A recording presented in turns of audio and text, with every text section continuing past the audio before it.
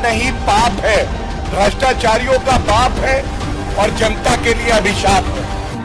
अब पूरे देश में माहौल बन रहा है कि मोदी जी नहीं चाहिए, अरविंद केजरीवाल जी को एक मौका देना है। नमस्कार, चुनावी विश्लेषण में आपका स्वागत है। और आम आदमी पार्टी की एंट्री से खलबली मच चुकी है गुजरात में, क्योंकि जिस कार से यहां पर 182 सीटों पर जो महा ओपिनियन पोल निकलकर सामने आ रहा है, इस हिसाब से ताजा आंकड़े काफी खलबली है। और इसमें अगर बात की जाए तो सीधे तौर पर बीजेपी और आम आदमी पार्टी में ही अब गुजरात चुनाव देखने को मिल रहा है, जो यहां पर महा सर्वे के आंकड़े निकलकर सामने आ रहे हैं। क्योंकि गुजरात में परिवर्तन या फिर खिलेगा कमल, इस पर महा सर्वे के आंकड़े क्योंकि काफी हलचल पैदा हो चुकी है गुजरात चुनाव को लेकर। क्योंकि आम आदमी पार्टी ने सभी सीटों पर चुनाव लड़ने के ऐलान के साथ ही काफी हलचल पैदा हो गई है और बीजेपी में अब मंथन का दौर है और बीजेपी में कहीं न कहीं यहां पर काफी हलचल पैदा हो रही है। क्या कुछ आंकड़ा बनेगा, क्योंकि इस चुनाव में अब कांग्रेस विशेष बीजेपी नहीं बल्कि आम आदमी पार्टी और यहां पर प्रधानमंत्री मोदी जी चुनाव हो चुका है गुजरात चुनाव। और इसमें बड़े बड़े वादे जो यहां पर गुजरात चुनाव के लिए अरविंद केजरीवाल ने किए हैं, बिजली बिल की बात की जाए या फिर स्वास्थ्य विभाग की बात की जाए या फिर अन्य योजनाओं को लेकर, यहां पर वृद्धा पेंशन हो या फिर बात की जाए तो बेरोजगारी भत्ता जैसे कई बड़े वादे जो उनका टारगेट यहां पर दिल्ली से लेकर पंजाब, अब गुजरात में भी उसी प्रकार की रणनीति से वो काम कर रहे हैं। लेकिन सवाल है कि काफी हलचल यहां पर ओपिनियन पोल ने दिखाई है और जिस कार से बीजेपी बेसिस यहां पर केजरीवाल यहां पर चुनाव गुजरात में देखने को मिल रहा है, किसके खाते में कितनी सीटें यहां पर जाने का अनुमान यहां पर हो सकता है। आज यहां पर गुजरात की 182 सीटों पर चुनाव होते हैं तो काफी हलचल यहां पर आंकड़ों में देखने को मिल रही है, क्योंकि ताजा आंकड़े काफी चौंकाने वाले यहां पर निकल कर आते हैं। बात कर लेते हैं राजकोट के लिए 8 सीटों में से बीजेपी 4 जबकि आम आदमी पार्टी 3 सीट, कांग्रेस यहां पर झटका 1 सीट पर कांग्रेस आ सकती है। अन्य की बात की जाए 0 सीट आ रही है। आरावली की 3 सीटों में से बीजेपी 2 सीट, आम आदमी पार्टी 1 सीट, कांग्रेस 0 सीट यहां पर आ रही है। बनासकांठा की बात की जाए 9 सीटों में से बीजेपी 4 सीट, आम आदमी पार्टी 3 सीट और कांग्रेस को 2 सीटें मिलने का अनुमान यहां पर हो सकता है। गिर सोमनाथ की 4 सीटों में से बीजेपी 2 सीट, आम आदमी पार्टी के पक्ष में 1 सीट पर कांग्रेस जीत सकती है। इस तरह से अगर बात की जाए तो गुजरात चुनाव में काफी खलबली है और इसी बीच जिस तरह से आम आदमी पार्टी और यहां पर बीजेपी में ही यहां पर सीधे तौर पर टक्कर देखने को मिल सकती है। लेकिन कांग्रेस की क्या रणनीति होगी, क्या कांग्रेस यहां पर वापसी करेगी या फिर जो है बीजेपी ही यहां पर सरकार में रहेगी। इसके लिए बारूच की यहां पर 5 सीटों में बात की जाए तो बीजेपी 3 सीट, आम आदमी पार्टी को यहां पर 1 सीट पर भी जीत नहीं मिले, 0 सीट आ रही है। कांग्रेस के पक्ष में 2 सीटों पर जीत मिलने का अनुमान यहां पर नए आंकड़ों ने लगाया।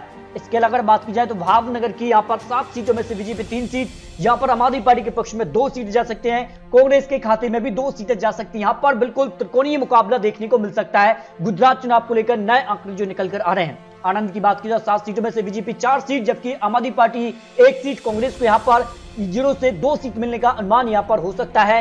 जहां पर डांग की 1 सीट पर जो है आम आदमी पार्टी अपना परचम लड़ाती नजर आ रही है। यहां पर बात की जाए तो काफी खलबली है।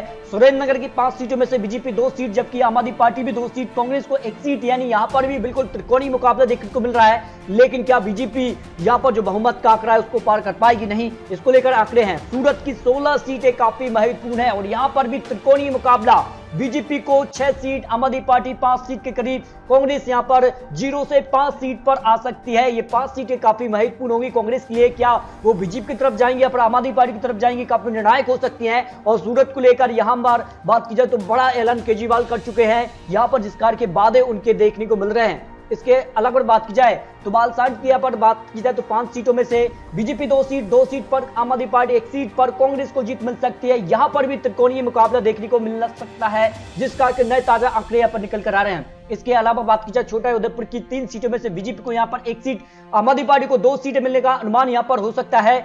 मोरबी की अगर बात की जाए तो 3 सीटों में से बीजेपी सभी तीनों सीटों पर क्लीन कीट करती नजर आ रही है। तीनों सीटों पर भारतीय जनता पार्टी का कमल खिल सकता है। यहां पर बात की जाए तो बीजेपी को बढ़त मिलती नजर आ रही है। महसागर की 3 सीटों में से बीजेपी 1 सीट, 2 सीटों पर आम आदमी पार्टी यहां पर जीत दर्ज कर सकती है। कांग्रेस यहां पर 0 सीट पर आ सकती है। जो अनुमान यहां पर गुजरात की 182 सीटों पर आज चुनाव हो जाते हैं तब ये आंकड़े निकलकर सामने आ रहे हैं। पाटन की 4 सीटों में बात की जाए तो बीजेपी यहां पर सभी चारों सीटों पर एक बार फिर से क्लीन स्वीप कर सकती है, जिसका के आंकड़े 2017 में देखने को मिले थे। यहां पर भारतीय जनता पार्टी को बढ़त मिल सकती है। यहाँ पर बात की जाए साबरकांठा की 4 सीटों में से बीजेपी को 2 सीट पर आम आदमी पार्टी यानी बीजेपी और आम आदमी पार्टी के बीच में सीधे तौर पर टक्कर गुजरात चुनाव में देखने को मिल रही है। कांग्रेस को यहाँ पर 0 सीट आ सकती है।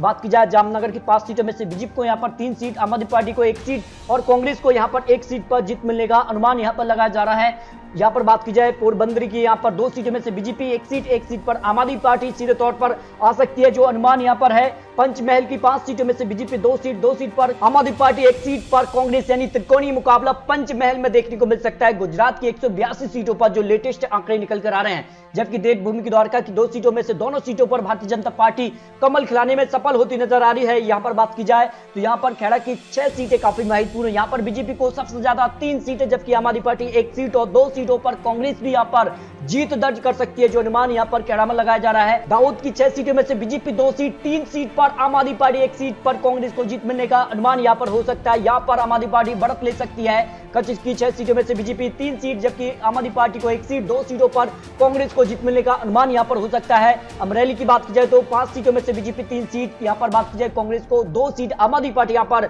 0 सीट आ सकती है। एक और बात की जाए यहाँ पर बड़ोदरा की 10 सीटें काफी महत्वपूर्ण हो जाती है चुनाव के लिए, और यहाँ पर बीजेपी सबसे ज्यादा 4 सीट, आम आदमी पार्टी 3 सीट, कांग्रेस को भी 3 सीट, यानी त्रिकोणीय मुकाबला बड़ोदरा में भी देखने को मिल सकता है। गुजरात की 182 सीटों पर लेटेस्ट आंकड़े जो निकल कर सामने आ रहे हैं, यहाँ पर काफी खलबली देखने को मिल रही है। जूनागढ़ की यहाँ पर 5 सीटों में से बीजेपी सबसे ज्यादा 4 सीट, जबकि आम आदमी पार्टी को 1 सीट और कांग्रेस के खाते में 0 सीट जाने का अनुमान यहाँ पर दिखाई दे रहा है। अगर बात की जाए इस तरह से यहाँ पर जो खलबली यहाँ पर देखने को मिल रही है, तो गुजरात की सभी 182 सीटों पर जो महासर्वे के आंकड़े, ताजा आंकड़ों के हिसाब से काफी खलबली यहां पर देखने को मिल रही है। इस हिसाब से गुजरात की 182 सीटों में से बीजेपी सबसे ज्यादा 94 सीटें, 90 से यहां पर 100 सीटों के करीब बीजेपी दिखाई दे रही है, लेकिन आम आदमी पार्टी यहां पर 41 सीटों के करीब अब दिखाई दे रही है। इससे पहले जो सर्वे निकल कर आ रहा था, आम आदमी पार्टी 13 से 20 सीटों तक आंकड़ा था, लेकिन अब आंकड़ा धीरे धीरे बढ़ रहा है, क्योंकि आम आदमी पार्टी की एंट्री से के बाद अब वो जन सैलाब देखने को भी मिल रहा है, जनसभाएं वो कर रहे हैं, उसमें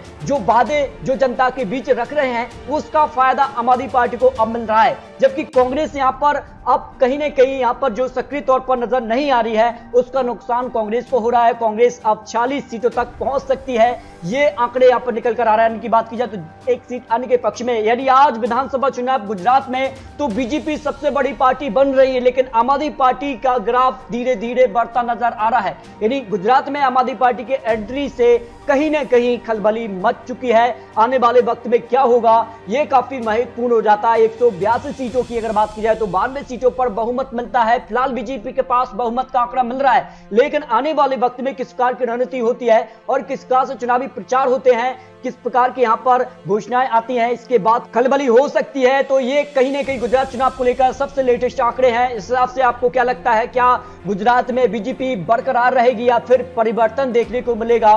क्या आम आदमी पार्टी ही गुजरात में यहां पर बीजेपी को सत्ता से हटा पाएगी? यह महत्वपूर्ण हो जाता है। फिलहाल आपको अपनी राय कमेंट बॉक्स में जरूर रखनी है। इस बार गुजरात में किसकी बनेगी सरकार और कितनी सीटें किसके पाले में जाएंगी, बीजेपी या फिर आम आदमी पार्टी, कांग्रेस, किसके खाते में कितनी सीटें जा सकती हैं? क्योंकि ये तो चुनावी आंकड़े, चुनावी अनुमान है। आने वाले वक्त में क्या कुछ होगा ये आने वाला वक्त ही बताएगा।